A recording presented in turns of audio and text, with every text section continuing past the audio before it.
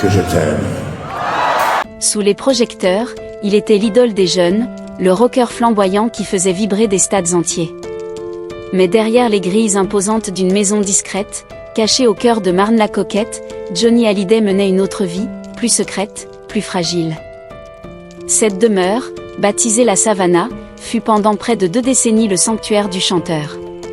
Un lieu où résonnaient les rires de famille, mais aussi les silences pesants des dernières années, marqués par la maladie et les conflits. La Savannah n'était pas qu'une maison.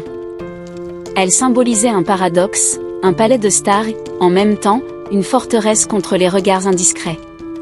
Pour ses fans, ce lieu évoquait un rêve inaccessible. Certains venaient de loin pour se tenir quelques minutes devant son portail noir, espérant croiser son ombre, écouter au loin une guitare ou apercevoir la silhouette familière d'un rocker en blouson de cuir.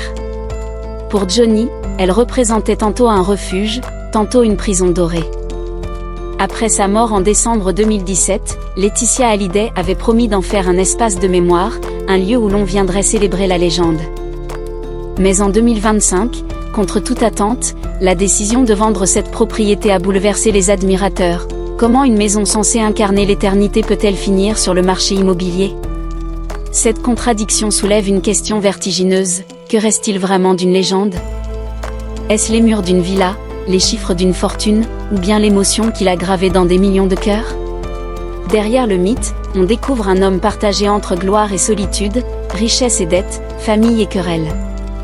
Johnny a bâti un empire, mais aussi accumulé des fragilités. La Savannah et sa fortune cachée deviennent ainsi le miroir de toute sa vie, éblouissante et tourmentée. Car il faut le rappeler, Johnny n'a jamais été un simple chanteur.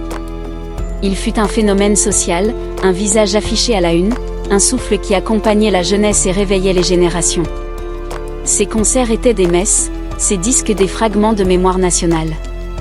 Et pourtant, derrière les rideaux, la solitude se faisait sentir.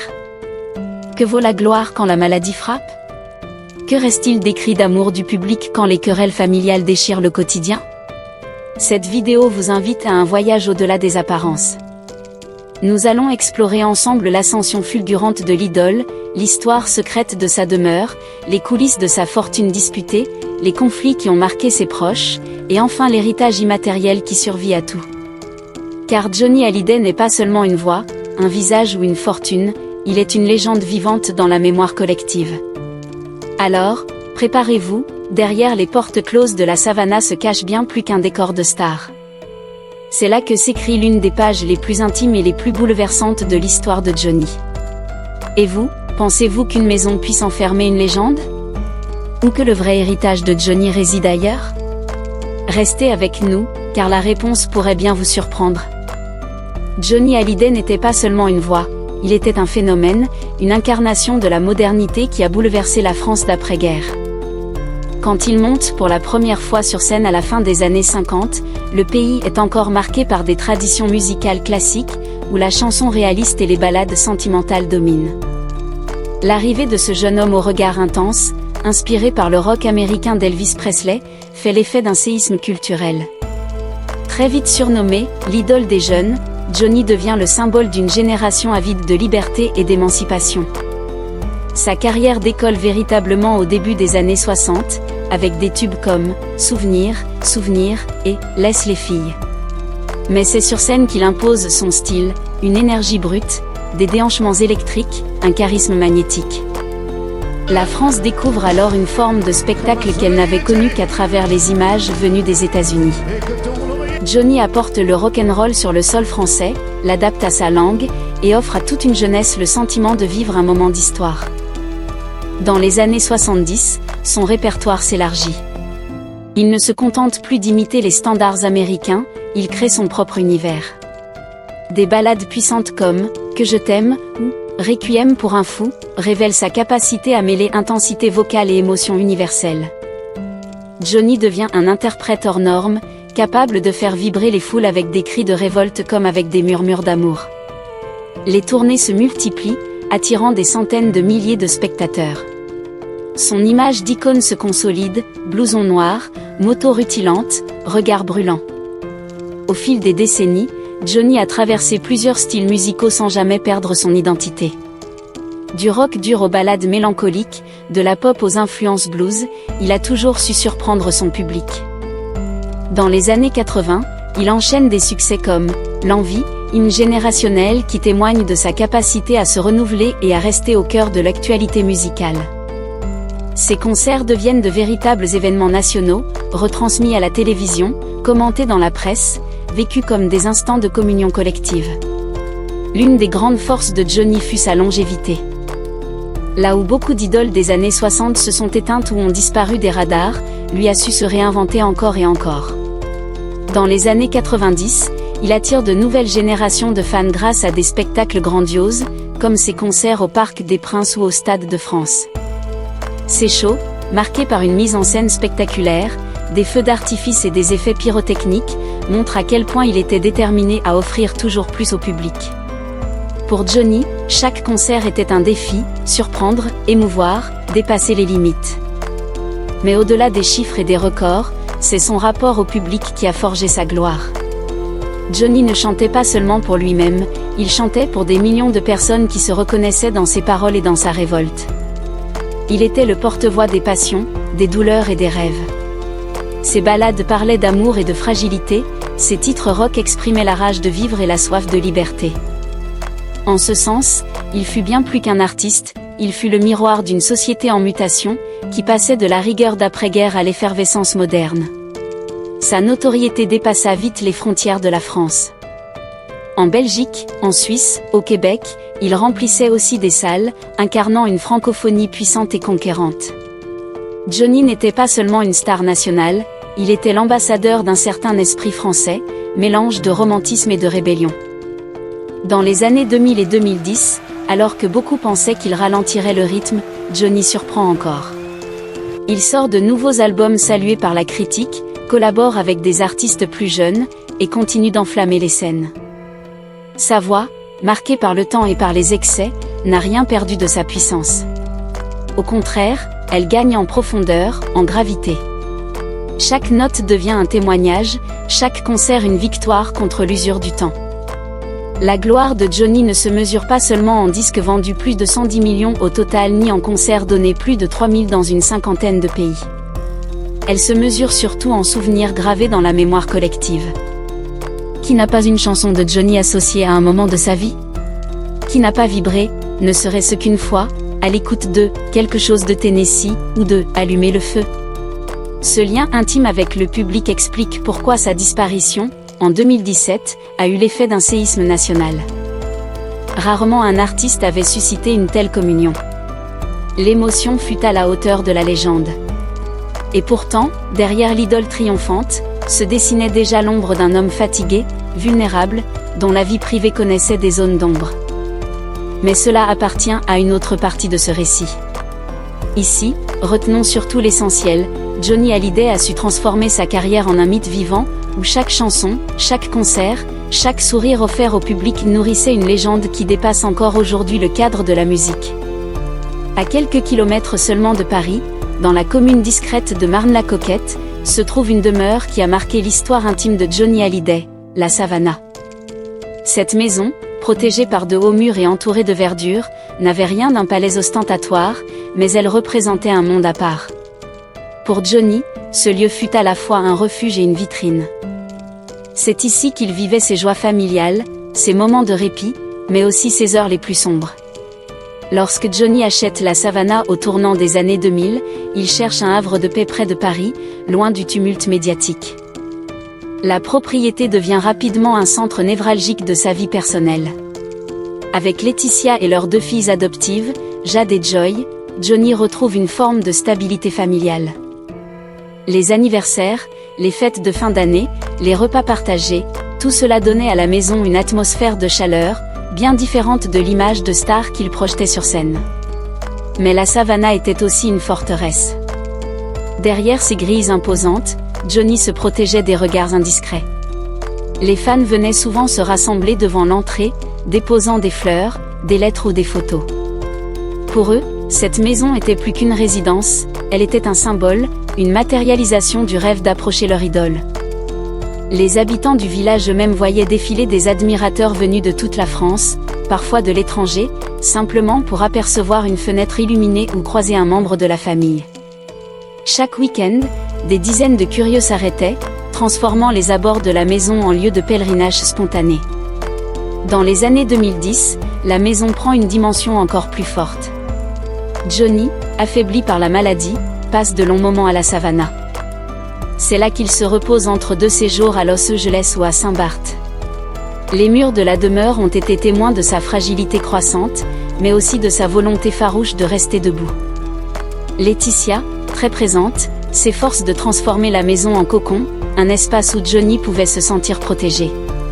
Après la disparition de Johnny en décembre 2017, la Savannah se transforme en un lieu de mémoire.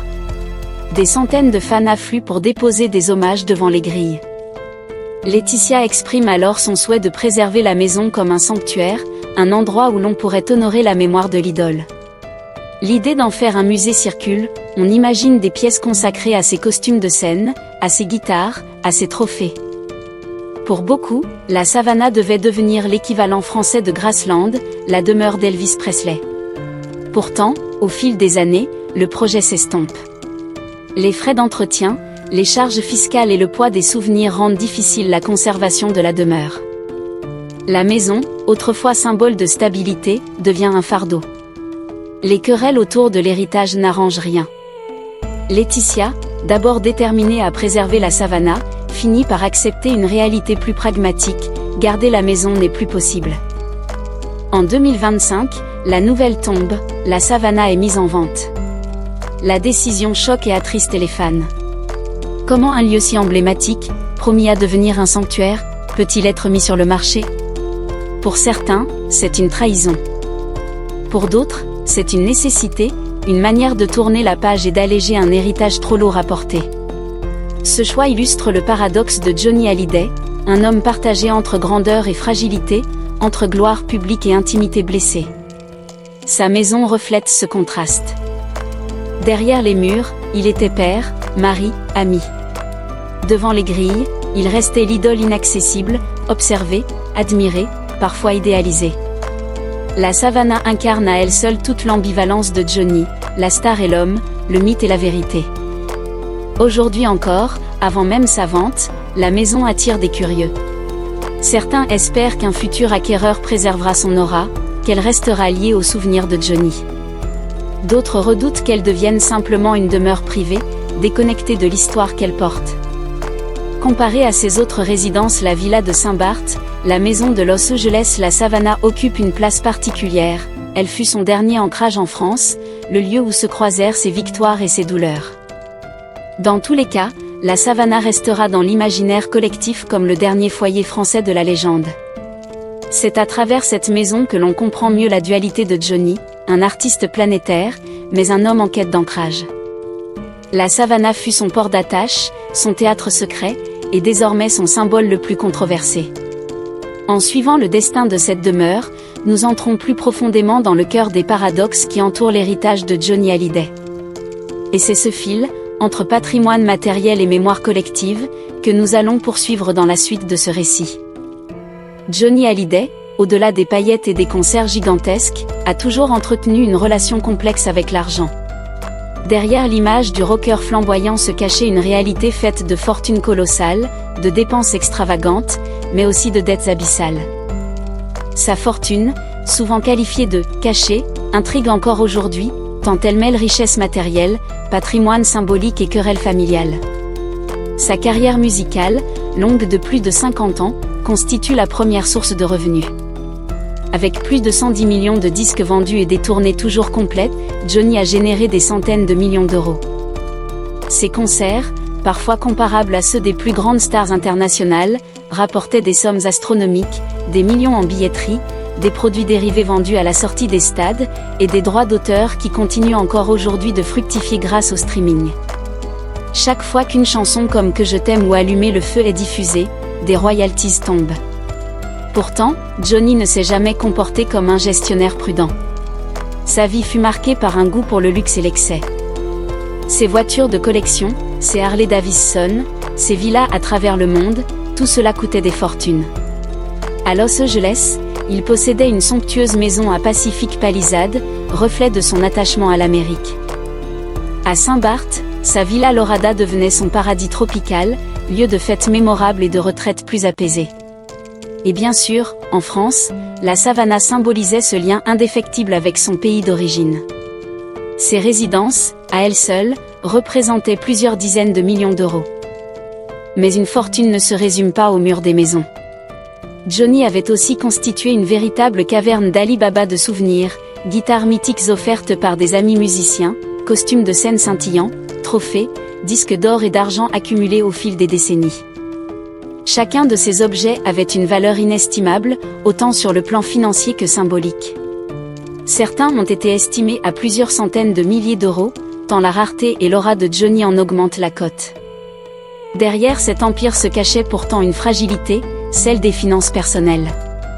Johnny avait tendance à dépenser plus qu'il ne gagnait. Les impôts, les charges sociales, les frais d'entretien de ses propriétés, les salaires de ses équipes coûtaient des fortunes. Plus d'une fois, la presse a révélé qu'il était au bord de la faillite. Lui-même avouait parfois, avec une désinvolture teintée de fatalisme, qu'il ne savait pas où passait tout son argent.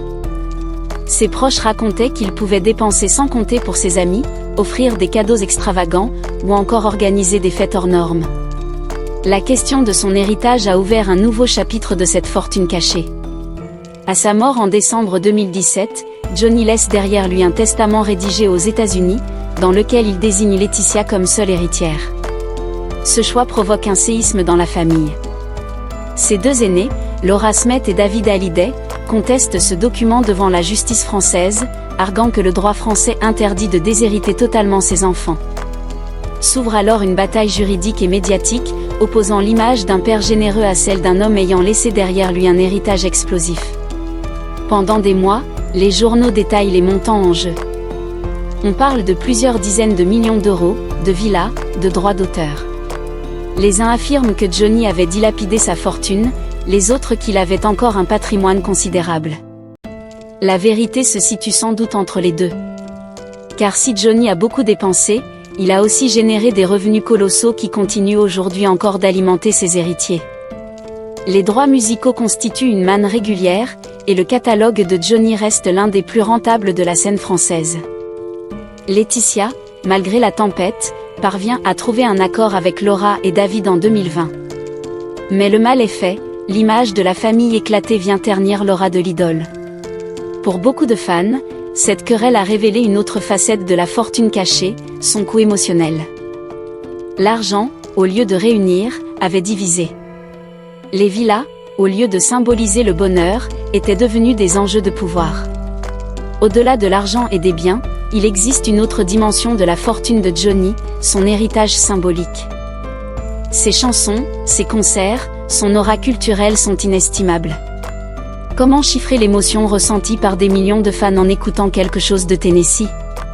Comment estimer la valeur d'une communion vécue dans un stade de France plein à craquer? C'est là que réside la véritable fortune cachée de Johnny, dans la mémoire collective, dans la passion indestructible qu'il a su insuffler. Aujourd'hui encore, la fortune matérielle continue de circuler. La Savannah est mise en vente, la villa de Los Angeles a changé de main, les objets personnels apparaissent parfois dans des ventes aux enchères. Mais la fortune immatérielle, elle, demeure intacte. Chaque nouvelle génération qui découvre ces chansons ajoute une pierre à cet édifice invisible. Ainsi, la fortune cachée de Johnny Hallyday ne se résume pas à des millions d'euros, à des villas de rêve ou à des voitures rutilantes. Elle est faite de contrastes, richesse et dette, grandeur et fragilité, dispute et réconciliation. Elle est aussi faite de souvenirs, d'émotions, de vibrations partagées. Et peut-être est-ce là le plus grand paradoxe, Johnny, qui a parfois manqué d'argent malgré ses millions, laisse derrière lui une fortune inépuisable, celle d'une légende qui continue de rapporter bien plus que de simples chiffres. Au terme de ce voyage, une certitude se dégage, Johnny Hallyday n'a jamais été un simple chanteur. Il fut une force, un mythe, une présence qui continue d'habiter la mémoire collective. Sa maison de Marne-la-Coquette, la Savannah, représentait autant un refuge qu'un symbole.